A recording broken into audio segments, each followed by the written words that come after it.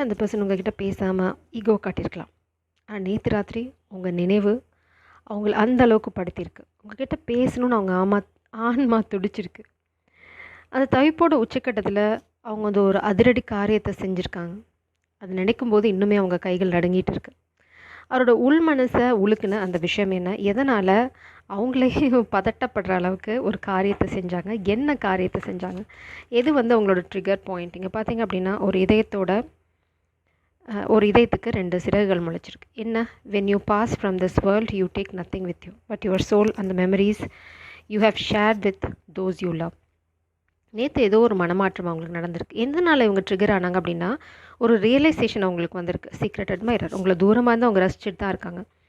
இந்த ரியலைசேஷன் வரத்துக்கு காரணம் என்னன்னு பார்த்தீங்க அப்படின்னா, மேபி ஏதாவது ஒரு விஷயமா அவங்களுக்கு நடந்திருக்கலாம், இல்லை நான் கேள்விப்பட்டிருக்கலாம். அவங்க என்ன ரியலைஸ் பண்ணியிருக்காங்க அப்படின்னா,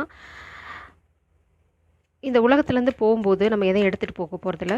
ரொம்ப அழகான மெமரிஸ், இந்த காதலோட நினைவுகள் மட்டும்தான் நம்மளோட இருக்கும். அதை கூட நம்ம வந்து சரியாக பண்ணாமல் இப்படி சொதப்பிட்டோம், நம்ம என்ன பண்ணணும் அப்படிங்கிற அந்த ஏர்ஜ் வந்து அவங்களுக்கு செமையாக இருந்திருக்கு. நேற்று ஒரு பிளாக்கேஜும் இருக்குது. சர்ப்ரைஸ், உங்களை வந்து சர்ப்ரைஸ் பண்ணணுன்ற இன்டென்ஷனாக தான் அவங்க பண்ணியிருக்காங்க.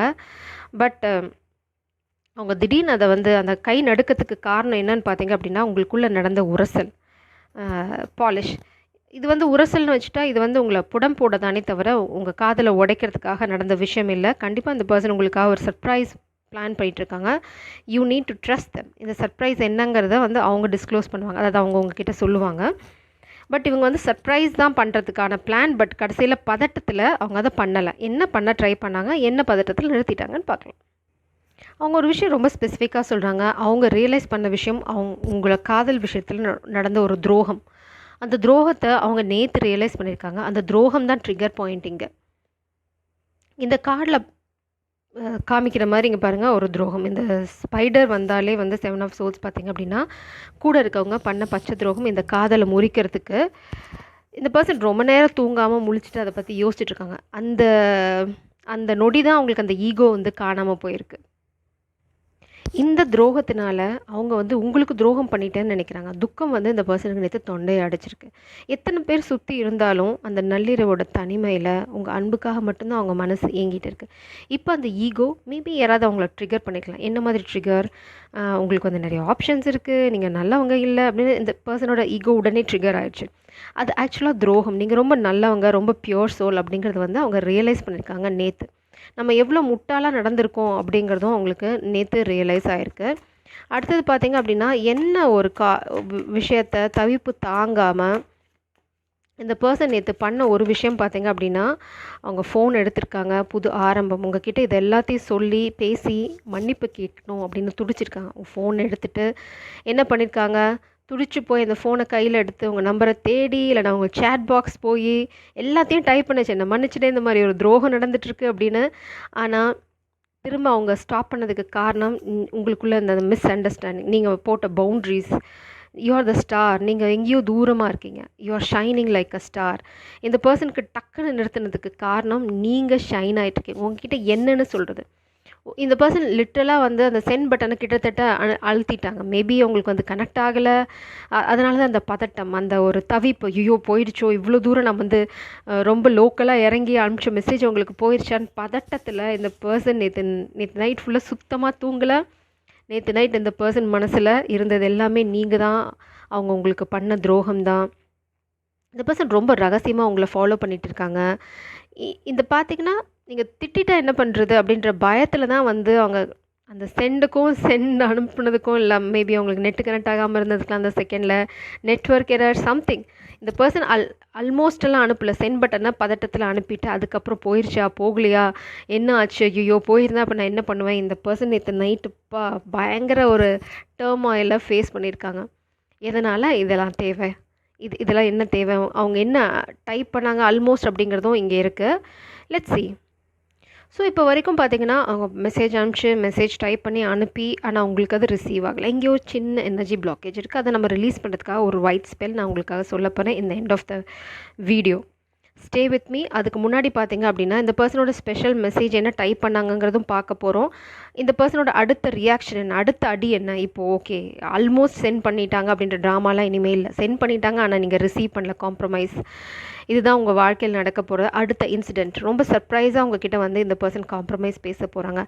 இந்த ஸோ இப்போ நம்ம என்ன பண்ணணும்? Window open your heart. நீங்க பிளாக் பண்ணாதீங்க. நீங்க பண்ண வேண்டியதெல்லாம் open your heart.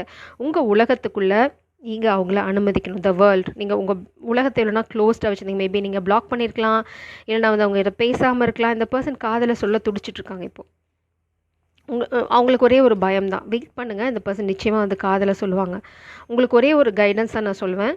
Open your heart, open your door. இந்த பர்சன் உள்ளே வரதுக்கான அந்த எனர்ஜியை நீங்கள் க்ரியேட் பண்ணுங்கள். It's like release the blockage. அது எல்லாத்தையுமே வந்து பண்ணிவிட்டு நீங்கள் பாட்டுக்கு உங்கள் வேலையை பாருங்க. நான் சேஸ் பண்ண சொல்லவே இல்லைங்க. ஸோ இந்த எனர்ஜியை நீங்கள் கிளைம் பண்ணுறதுக்கு I'm opening my doors, I'm ready. இதில் எந்த வார்த்தை உங்களுக்கு உங்களோட சுச்சுவேஷனுக்கு வந்து பொருந்தும்னு நினைக்கிறீங்களோ அதை நீங்கள் டைப் பண்ணி இந்த எனர்ஜியை கிளைம் பண்ணுங்கள். நம்ம ஒயிட் ஸ்பெல் பற்றி பார்க்க போகிறோம். அதுக்கு முன்னாடி ரொம்ப கிளியராக இந்த பர்சன் சொல்லிட்டாங்க. அடுத்தது உங்கள் வாழ்க்கையில் வரப்போகிறது சர்ப்ரைஸ், ஒரு காம்ப்ரமைஸ். உங்களுக்குள்ளே என்ன லடா இருந்தாலும் சரி, இந்த பர்சன் என்ன பண்ண போகிறாங்க? ஓகே, இது வந்து எனக்கு என்னன்னு தெரிஞ்சிச்சு, இது ஒரு துரோகத்தினால நடந்தது, என்னை மன்னிச்சிடு, இனிமே வந்து இந்த இந்த இந்த இதெல்லாம் வேண்டாம். ஏன்னா இந்த பர்சன் தூரமாக இருந்து உங்களை வந்து ரசிச்சுட்டே இருக்காங்க இன்னுமே இப்போ வரைக்கும். ஏன்னா இது bottom deck energy. It's happening right now. So specific messages என்ன டைப் பண்ணி இந்த பர்சன் டெலீட் பண்ணாங்கங்கிறத பார்க்கலாம்.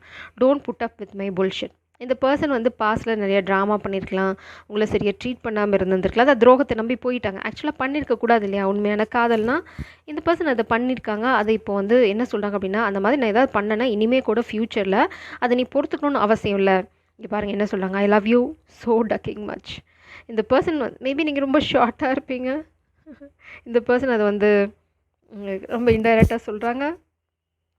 இந்த டிஃப்ரென்ஸ், ஓ மை காட், நான் சொல்லலை. ஒருத்தங்க டால், ஒருத்தங்க ரொம்ப short. We are different but I will still love you. அது வந்து ஒரு பெரிய பிரச்சனையே இல்லை. ஆக்சுவலாக அவங்க வந்து ரொம்ப ரசிக்கிறாங்க அதை. இது கன்ஃபர்மேஷன். இது இட்ஸ் அ கிளியர் சைன். உங்களதில் யாரோ ஒருத்தங்க ரொம்ப டால், ஒருத்தங்க ரொம்ப ஷார்ட். இது வந்து ஜெண்டர் ஸ்பெசிஃபிக் கிடையாது. யார் வேணால் ஷார்ட்டாக இருக்கலாம், யார் வேணால் ஹைட்டாக இருக்கலாம். பட் அது வந்து ரொம்ப பிடிச்ச விஷயம் அவங்களுக்கு.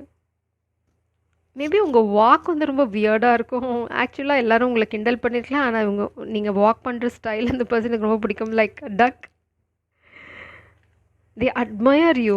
உங்கள் எல்லாத்தையுமே வந்து அட்மயர் பண்ணுறாங்க. Drugs and alcohol. இந்த பர்சனுக்கு வந்து பேட் ஹேபிட் இருந்திருக்கு பாஸ்டில், அதனால தான் நீங்கள் ரிஜெக்ட் பண்ணிட்டு போயிட்டீங்க.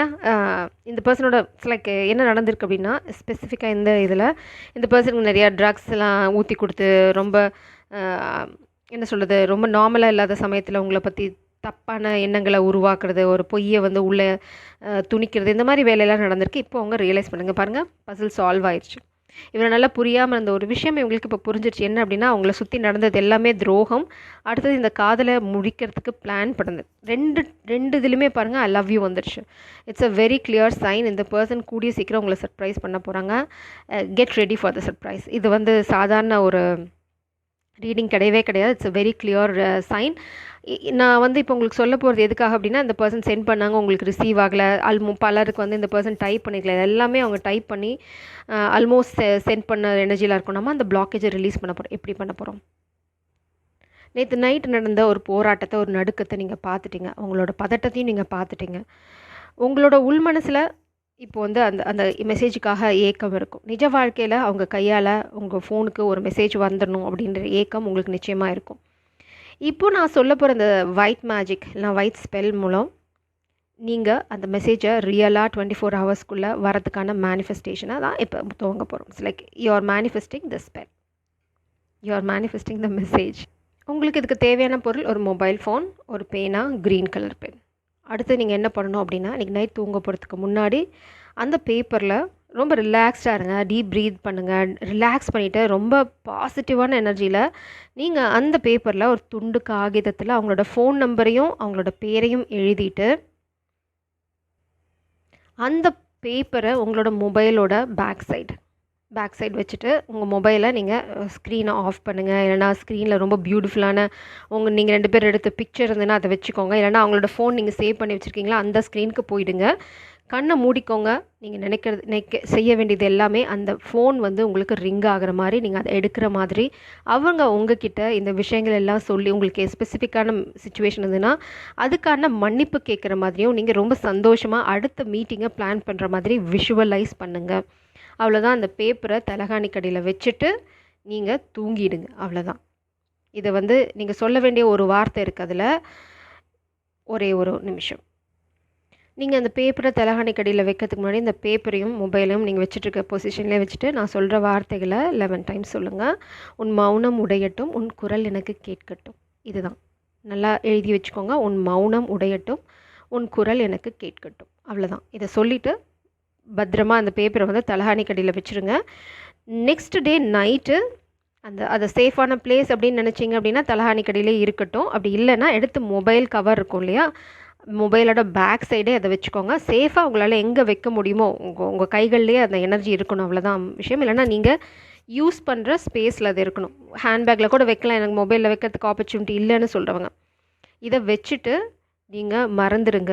24 ஹவர்ஸ்க்கு அப்புறம் உங்கள் வாழ்க்கையில் மாற்றம் நிச்சயமாக ஒரு எனர்ஜி ஷிஃப்ட் பார்ப்பீங்க. எதிர அவங்கள ஆக்சிடெண்ட்டில் பார்ப்பீங்க, இல்லைனா அவங்கக்கிட்ட இருந்து ஒரு மெசேஜ் வரும், இல்லைனா உங்கள் ஃப்ரெண்ட்ஸ் யாராவது ஒருத்தங்க ஒரு சின்ன இன்ஃபர்மேஷனாவது அது உங்களை பற்றி சொல்லிடுவாங்க. It's going to be a surprise.